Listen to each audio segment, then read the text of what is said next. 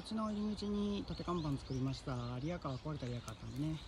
で、だいぶ草も枯れてきて、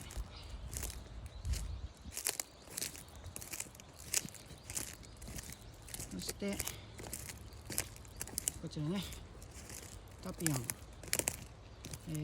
ポーチラカ、